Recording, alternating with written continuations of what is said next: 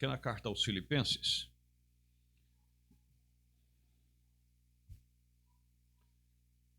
Chegou uma pergunta hoje à tarde para o programa, né? Às vezes as perguntas chegam mais cedo.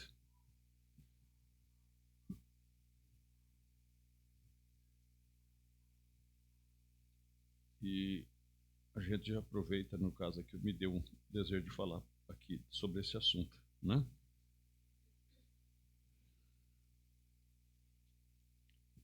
Filipenses.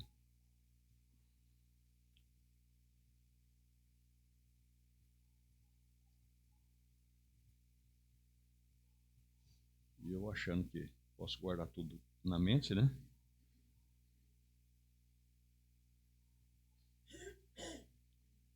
E não consegui guardar aqui o versículo. Mas vou citar para vocês, depois nós poderemos, se encontrar alguém encontrar, nós lemos. É um versículo pequeno que só diz assim: que haja o mesmo sentimento em vós que houve em Cristo Jesus. Amém? Deus abençoe, podemos nos assentar. Que haja em vós o mesmo sentimento que houve em Cristo Jesus. Glória ao nome do Senhor, né? Eu sei que aqui em Filipenses eu estava lendo agora, mas não marquei o versículo. Isso também já vou para 59, né? Dá licença, né? Tem que aprender a marcar, começar a marcar, né, irmão Antônio? Porque senão aí começa a ficar meio difícil. Capítulo 2, 5. Aí, eu não estou falando? Aí, ó. De sorte que haja em vós o mesmo sentimento que houve também em Cristo Jesus. Mas já estava citado, né? E nessa pergunta, a pessoa perguntou o seguinte, né? Como nós poderemos trabalhar dentro do amor fraternal? Né? O que seria, como nós deveríamos, como trabalharia esse amor fraternal? Algo assim. O profeta diz na mensagem, a estatura de um varão perfeito, que o amor fraternal é você se pôr no lugar da outra pessoa. E quando você consegue essa graça, né, que é um dos últimos frutos, ou o primeiro fruto, né, do Espírito Santo, Gálatas capítulo 5, que é o amor, né, que é o mesmo lá da caridade de Coríntios capítulo 13. Quando se fala desse tipo de amor, né, se refere a essa caridade, esse amor, e fala o amor fraternal, quer dizer o amor maior, que é o amor de Deus. Então esse tipo de amor é sempre se pôr no lugar do próximo. Então é uma coisa diferente, não é esse amor que nós temos humano de rivalidade, né? Porque sempre aqui nós queremos ganhar algo de um ao outro, quer dizer, nós temos que, às vezes, para nós vencermos, alguém tem que perder. O amor fraternal é diferente. Tudo cede, tudo espera, tudo crê, tudo suporta. Amém? Não suspeita mal. É uma coisa maravilhosa, né? Como está lá em Coríntios capítulo 13. E aí, para fazer isto operar, né, não tem como você fazer isto se isso não estiver em você. Por isso Paulo diz: haja em vós o mesmo sentimento que também houve em Cristo Jesus. Porque ele carregava esse sentimento com ele. E isso, meus irmãos, tem um preço muito alto para ser pago, para você chegar nessa posição, né? Porque é algo que anula praticamente totalmente você. E para anular nós não é muito fácil, né? É um trabalho muito difícil, porque a Bíblia disse que isso como disse Paulo em Gálatas 2:20, né? Já estou crucificado com Cristo, e já não vivo mais eu, mas é Cristo que vive em mim. Agora, ser crucificado não é qualquer coisa, né? Como domingo eu tentei lembrar ali no programa de rádio sobre Paulo falando, né, que muitas vezes ele esteve em prisão, e eu achando que era Coríntios capítulo 9, e é segundo aos Coríntios, né, capítulo 11, né, capítulo 12, por ali ele fala, né, sobre essa questão, que ele esteve em prisões muitas vezes, esteve em perigo de morte muitas vezes, foi açoitado de vara, foi apedrejado, etc, etc. E Deus ainda tinha que colocar um espinho na carne dele. Tinha que, de vez em quando, colocar um demônio para esbofeteá-lo, para ele poder usufruir. Agora, os irmãos, vejam quão difícil isso é, né? Porque eu vou dizer uma coisa para os irmãos: se nós levar uma surra de vara por amor de Cristo, é perigoso muitos de nós desviar, né? Porque às vezes uma coisinha, uma calúnia, uma difamaçãozinha, qualquer coisa, nós já ficamos morrendo. Agora imagine você ser apedrejado, levar uma surra de vara, passar um dia e uma noite no abismo, sofrer naufrágio e ainda prisões, e por último ainda, né, uma enfermidade que de quando em quando vinha te perturbar. Então, eu quero dizer para os irmãos, não é brincadeira. Então, para isso funcionar, você vai estar completamente anulado, né? Você vai ter que estar praticamente fora, né, de você mesmo, para que Cristo possa viver através de você, né? Aqui há não muito tempo atrás, eu quero ler aqui no Amor Divino, aqui há não muito tempo atrás, um velho homem mexicano, ali embaixo, na plataforma, quando ele correu até a plataforma, muita fé, ele se prostrou, agarrado no seu rosário, e eu lhe disse, não necessariamente disso, através do intérprete, o irmão Espinosa. Então ele se levantou, ele colocou seus braços ao meu redor e começou a ir para um lado. Ele era cego. Eu olhei para ele, olhei para aqueles velhos pés enrugados, provavelmente nunca havia usado um par de sapatos em sua vida. Olhei para os meus sapatos para ver se eles serviam para ele. E lhes daria esse par de sapato. Ele era cego. E eu olhei, ele tinha os ombros largos, um homem grande, pesando mais diz aqui, mais de 100 quilos. E eu olhei, o meu casaco não servia para ele. E enquanto ele estava ali de pé, e o cabelo grisalho, eu me lembrei do meu pai. Eu pensei, se papai tivesse vivido para estaria mais ou menos com essa idade. Ele estaria com mais ou menos, com cerca de 65 anos de idade. E eu penetrei num amor por aquele homem, de modo que eu pensava, talvez ele nunca teve uma refeição decente ou na sua vida. Talvez ele nunca teve uma refeição decente. Talvez ele nunca sentou-se a uma mesa na sua vida. E tudo isso, então, começou a caminhar sozinho. E então, caminhando sozinho através das trevas, quer dizer, ainda depois de tudo isso, cego. Então, algo atingiu o meu coração. Entende, meus irmãos? Então, algo atingiu o meu coração. Quer dizer, ele se pôs no lugar daquele homem, lembrou do seu pai. E não era isso que Jesus fazia. Quando ele chegava nos lugares, ele via aquela multidão de pessoas ali esperando por ele, cegos, aleijados, pessoas doentes. E a Bíblia diz que ele se comovia de íntima compaixão e curava todos ali. Então tem que algo transmitir ali. Quando você vê um pecador e você sentir pena, misericórdia dele, então você está pronto para falar com ele. Como até o profeta fala sobre a questão de acerto. Se o teu irmão pecar contra ti, vai entre ti ele só. Ele diz, mas primeiro para você, porque se ele te ouvir, ganhaste o teu irmão. Mas para você ganhar ele, o profeta diz assim, mas primeiro traga ele para o seu coração. Comece a orar por aquela pessoa, ao ponto de você sentir pena dele, compaixão dele, sentir amor por ele. Aí você pode ganhá-lo. Por quê? Porque aí você vai conversar com ele, ele vai perceber que você está falando com ele, mas você o ama.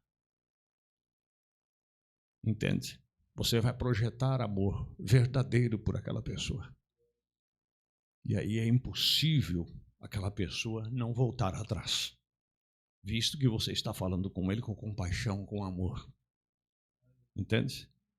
Mas acerto, que é a troca, tira a satisfação com o outro, isso não é acerto. As pessoas podem chamar isso de acerto, mas isso nunca foi, nunca será um acerto. Por quê? Porque se desculpar ali, se perdoar ali, mas aquilo não saiu. Porque a pessoa não consegue encará-lo, o outro ainda. Aí você, mas é porque eu sou humano, eu fico lembrando daquilo, mas Deus sabe que eu perdoei. Deus sabe que você abriu a boca e disse, eu te perdoo, mas o sentimento continua lá dentro. Entendem? Agora, Jesus não, Jesus podia perdoar. Mas perdoar mesmo. Que Deus tenha misericórdia de nós. E enquanto ele estava de pé, cabelos grisalhos, ele disse agora, então algo atingiu meu coração, Deus tenha misericórdia. Ele é um homem, ele é um irmão. Então, quando aquilo atinge, há algo que unge. Há uma criação que move no redor. E você é projetado a essa pessoa. E você projeta isso a essa pessoa. E em poucos momentos, eu ouvi gritando algo sobre os seus ombros. E ele estava gritando, dizendo, eu posso ver, eu posso ver. Você já parou para pensar nisso? Ele disse, eu posso ver, eu posso ver. E o profeta estava abraçado com ele. E pensando sobre a vida dele. E chorando e lembrando do seu pai. Disse, quem sabe esse coitado nunca comeu uma comida, nunca teve uma refeição decente, nunca soube o que é sentar em volta de uma mesa e ainda cego por aí, por esse mundo velho fora. Né? Então, quando ele sentiu compaixão e aquele amor manifestou nele, então projetou aquilo nele. E quando projetou aquilo nele, então aí ele começou a dizer, eu posso ver, eu posso ver, eu posso ver. Por quê? Porque aquela virtude foi transmitida. Amém, meus irmãos? Então, disse Paulo, tem o mesmo sentimento que teve Cristo Jesus. E ter esse sentimento quando você tem, você pode projetar. Amém, meus queridos? Porque muitas pessoas não recebem a sua cura. Eu digo para os irmãos de todo o meu coração. Eu estou pregando para vocês nesta noite e eu sinto a virtude do Espírito Santo. Eu sinto de me arrepiar. Eu não sou fanático. Mas eu sinto a presença de Deus. Eu sinto virtude enquanto eu estou falando com vocês. E se tivesse alguém com necessidade de cura e chegasse, entrasse por aquela porta e disse, pastor, eu estou aqui porque eu quero que o senhor me cure. Ele diz, você crê? Crê. Então é projetada essa virtude. É como uma corrente de energia que passa de uma para outra pessoa. É como nós falamos essa questão de chupeta, quer dizer, que é a partida alternativa. A bateria está descarregada. Aí o que nós pegamos? Nós pegamos um cabo onde está a bateria carregada, colocamos na outra bateria, e aí esperamos um pouquinho e bate a partida, aí o outro carro pega. Por quê? Porque a bateria aqui que estava carregada fez com que o motor de partida do outro girasse, porque a energia foi transmitida. E nós somos criadores de atmosfera, irmãos. Nós somos criadores de poderes. Nós temos que viver de tal forma que esse amor possa manifestar em nossas vidas. E você pegar um filho doente, abraçar ele, um neto doente, abraçar ele e dizer, meu filho, você receba a sua cura. Você receba a sua vitória. E você transmite aquilo para ele. Quer dizer, é uma partida alternativa. E era isso que Jesus fazia. Foi isso que Jesus fez quando aquela mulher com o fluxo de sangue já tinha gastado todo o seu dinheiro com os médicos e não podia ter resolvido o problema dela. Mas ela tinha fé. E ela caminhando, e a multidão caminhando, e apertando Jesus de um lado e do outro. E ela consigo, ela disse, se eu pudesse ligar um cabo ali, eu me livraria desse meu problema. E com um jeitinho ela foi esbarrando. Ela disse, se eu pudesse tocar na orla do seu vestido. Quer dizer, naquela parte, como nós temos daqui dessa pala aqui, né? Ou seria outra coisa, eu não entendo como é que chama, ela fala essa orla. Mas ela falou, se eu pudesse tocar lá, já seria o suficiente, e a partida pegaria. E ela com um jeitinho foi. Quando ela tocou em Jesus, Na hora, aquela hemorragia parou. E Jesus parou de andar, e parou e voltou e disse: alguém usou a minha energia aqui. Né? E ele parou e perguntou para Pedro: quem me tocou? Pedro disse: brincadeira, quem te tocou, mestre? Nós estamos aqui nesse empurra-empurra para o senhor puder conseguir andar como segurança, fazendo um cordão, que as pessoas todas querem se aproximar do senhor, e o senhor nos pergunta quem foi que te tocou?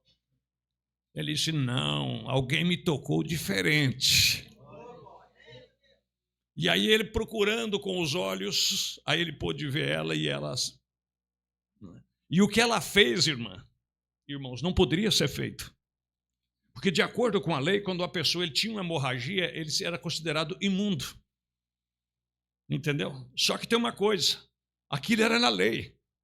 Mas a Bíblia diz em São João, capítulo 1, que a lei veio por João Batista, ou por Moisés, mas a graça veio por Cristo Jesus. Ali estava a graça de Deus sendo introduzida. Ela poderia ser imunda, mas ela tocou no homem mais santo que já pisou no mundo.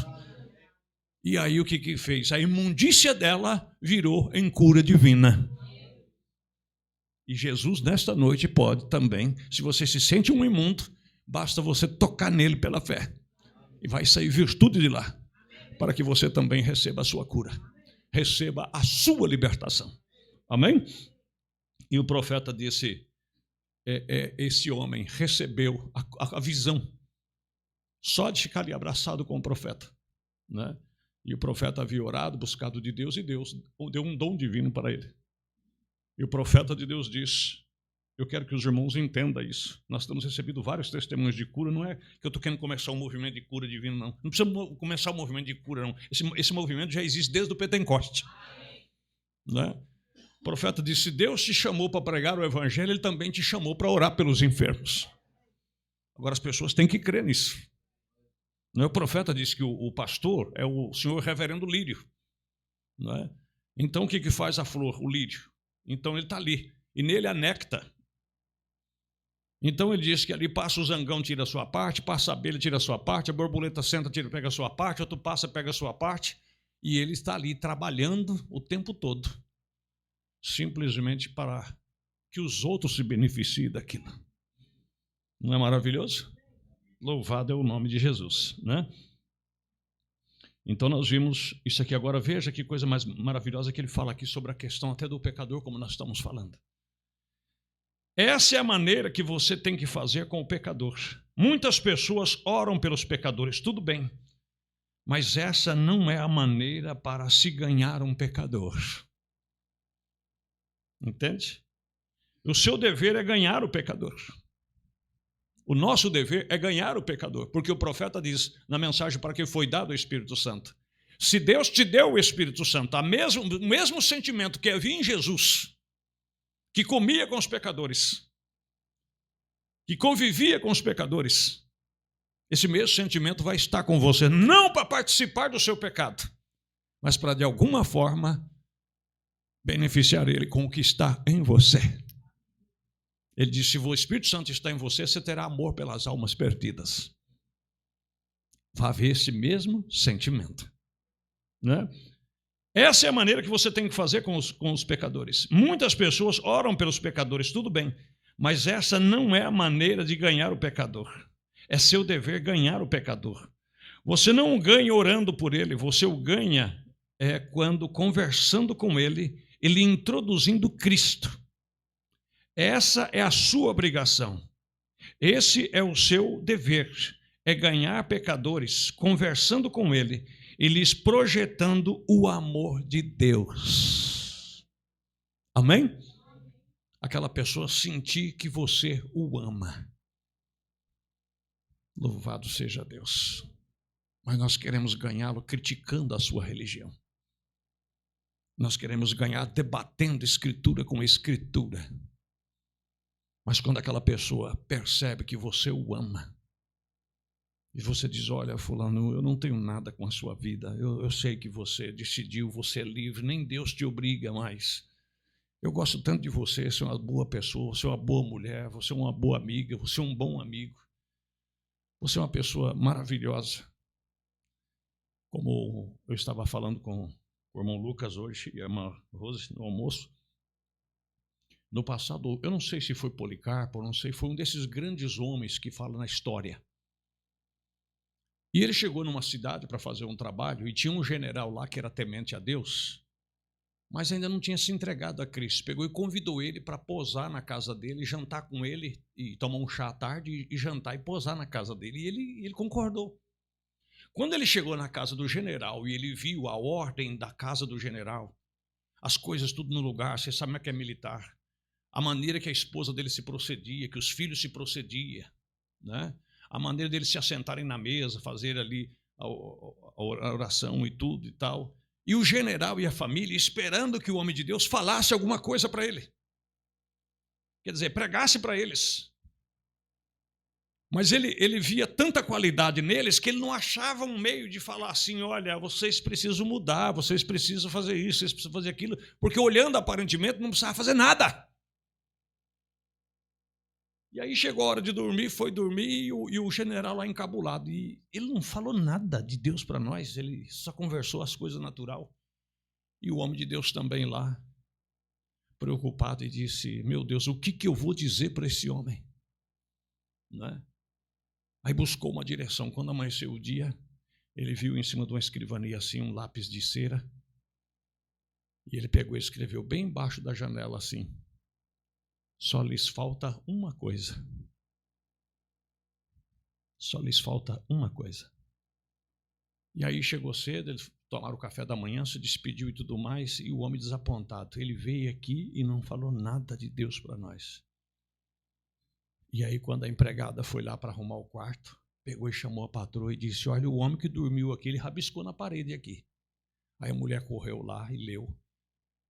Ainda lhes falta uma coisa. Aí ela chamou seu marido, aí ele leu e ele falou, eu sabia que ele não iria embora sem deixar um recado de Deus para nós. Sabe o que é isso aí, mulher? Ele viu que nós todos estamos em ordem, que nós não precisamos de nada, que somos uma família sustentável, nós temos uma boa posição e tudo.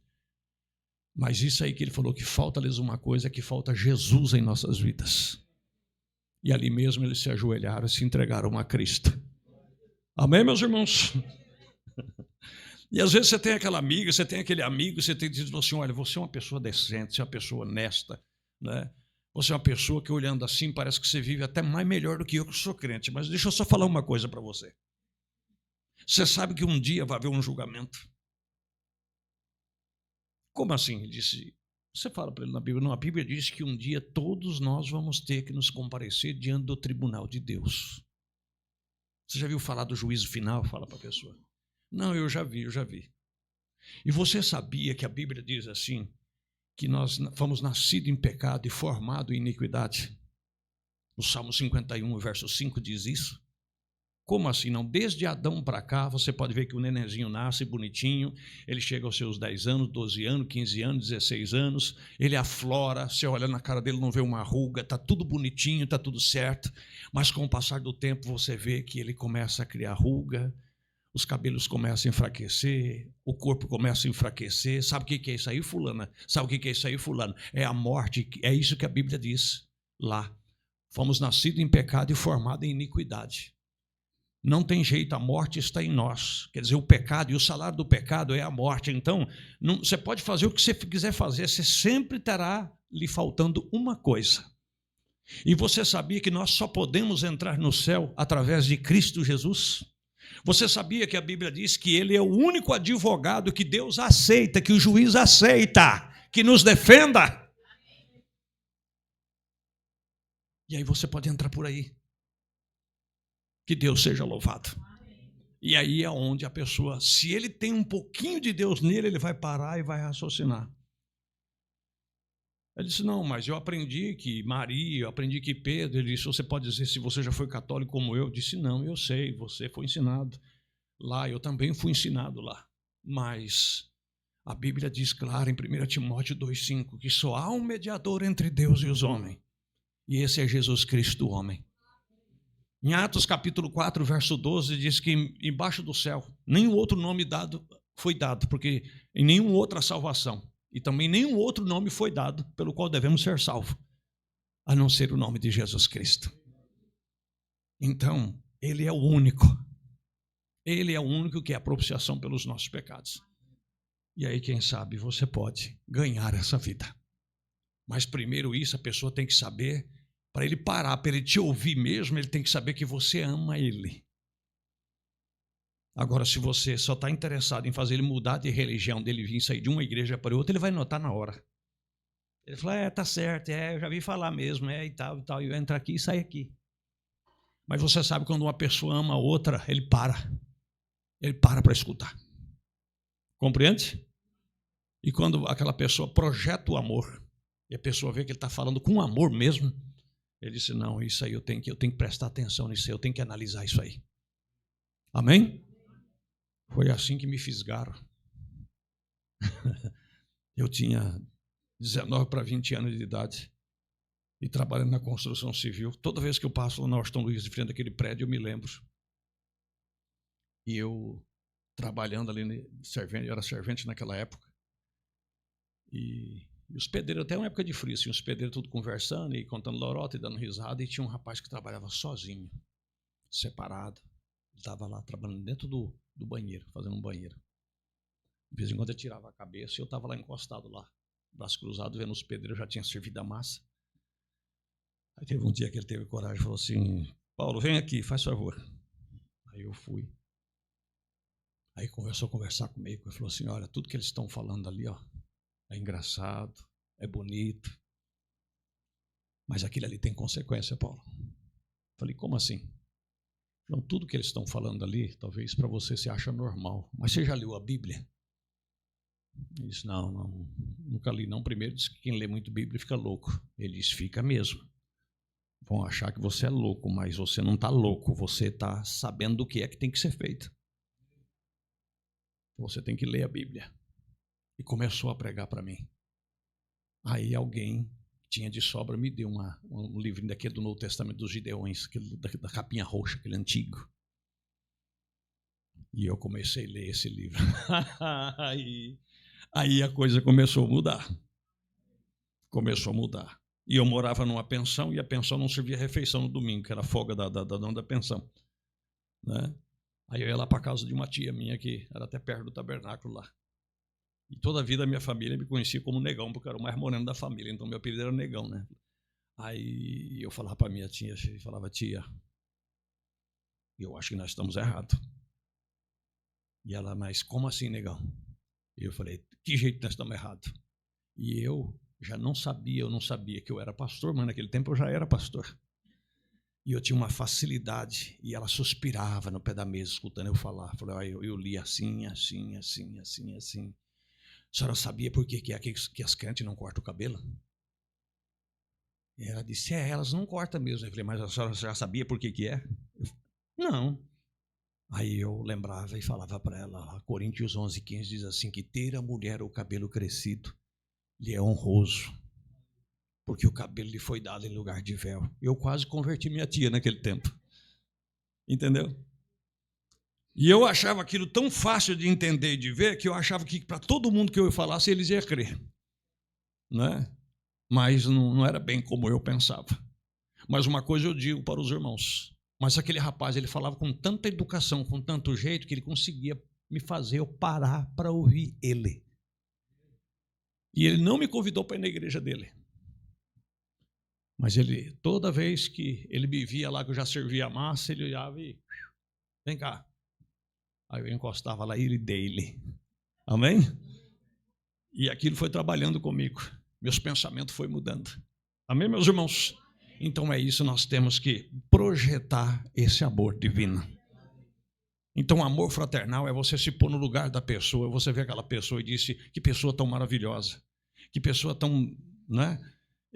Mas não conhece ainda o Jesus que eu conheço. Ele precisa conhecer. Você é feliz por seguir a Jesus? Com sinceridade, você tem alegria em servir a Jesus? Você tem felicidade em servir a Jesus? Então não seja egoísta, não fica com isso aí só para você. A primeira oportunidade que você tiver, seja dócil com as pessoas.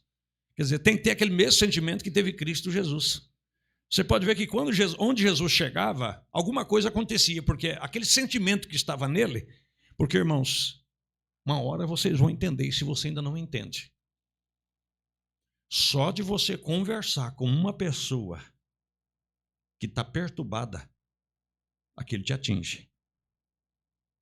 Aquilo começa a deixar você com problema. Você começa a ficar meio turbado, você começa a ficar meio desinquieto. Por quê? É energia. Né? As pessoas falam energia ruim, mas não é energia. Eles falam energia ruim, mas não é energia. Chama-se unção. E aquilo te perturba. É por isso que diz, 2 Tessalonicenses, ali, capítulo 2, não vos perturbeis, quer por espírito, porque aquelas pessoas estão com aquele espírito. E quer por palavras, e ele começa a falar com você. Se você não cortar logo, aquilo vai te perturbar por várias horas ou por dias. Aquilo fica na sua cabeça martelando ali. Mesmo que você não quer, aquilo fica ali, sabe? Então você tem que se desviar disso aí. Compreende?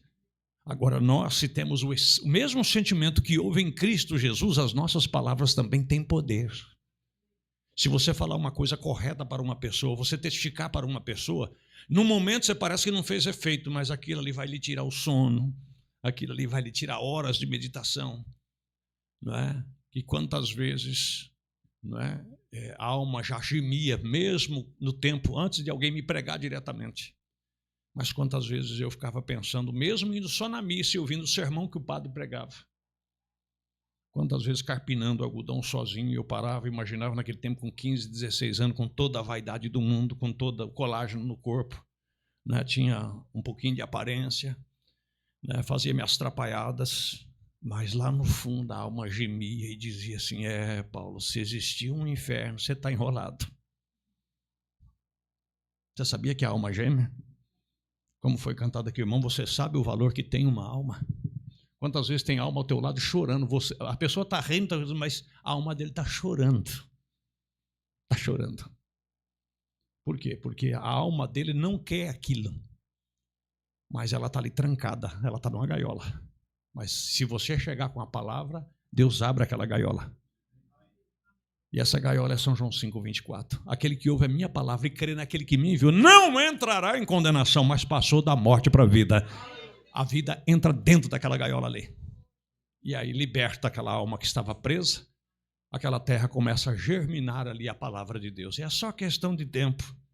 Aí vai mortificando aos poucos. Amém? Quando você menos esperar, aquela pessoa já está ganhando outras pessoas também. Deus os abençoe no nome de Jesus. Ponhamos-nos de pé. Grandioso e poderoso Deus, muito obrigado, Jesus. Deixa-nos projetar esse amor fraternal. Deixa-nos projetar esta vida eterna, essa boa atmosfera que nos cerca. Não precisa muita coisa, Senhor. Como diz o teu profeta, é só nos aproximar e ficar ali por um pouquinho. Conversar docilmente com essas pessoas, procurar entender os seus pesares. Muitos estão resmungão, muitos estão, quem sabe, esbravejando, mas você chega ali, tudo vai dar certo. Que dá certo nada, porque não sei. Senhor, e nós ali calmo, tranquilo, com espírito de mansidão, como diz a Bíblia, para convencer os contradizentes. Enquanto ele está contradizendo, não adianta, já lutei, já fiz. E ali com espírito de mansidão, com unção do Senhor, dali a pouco o teu espírito controla. E enquanto isso, em espírito nós ficamos orando. E Senhor, tem misericórdia desta vida. Esse espírito que o atormenta, amordaça esse demônio em nome de Jesus Cristo. Deixa essa alma livre para ouvir a tua palavra. Meu Deus, eu tenho certeza que nós vamos ganhar muitas vidas. Nós vamos ajudar muitas pessoas. Como também projetar esse amor, porque o Senhor não deu isso para nós. É como essas plantas chamadas dama da meia-noite, Senhor. Quando às vezes plantadas às beiras das estradas, mesmo que alguém não queira sentir o cheiro, tem que sentir. O jasmim também da mesma forma, porque aquilo é impregnante, aquilo domina o ar, e podemos sentir aquela fragrância. Meu Deus, e assim é o Espírito Santo, que a Bíblia diz que temos o bom cheiro de Jesus Cristo, que ao nós passarmos as pessoas possam olhar para trás e dizer, mas que pessoa maravilhosa, que pessoa agradável. Eu sinto uma paz quando aquela pessoa chega na minha casa. Eu sinto uma tranquilidade tão grande quando eu estou com aquele homem. Meu Deus, que nós vamos tirar esse sentimento pesaroso de nós, essas carrancas, essas coisas, essas reclamações, porque às vezes chegamos para o pecador e reclamamos mais do que glorificamos, quando a tua palavra diz que em tudo devemos dar graça. Senhor, tenha misericórdia de nós, nos ajuda, como também ajuda cada um que vai assistir esta pregação. Em um nome de Jesus Cristo. Leva os teus filhos em paz e que essa boa paz descanse e que eles tenham uma noite de descanso, de tranquilidade, em um nome de Jesus Cristo. Amém. Vão em paz, meus irmãos, em um nome de Jesus. Amém.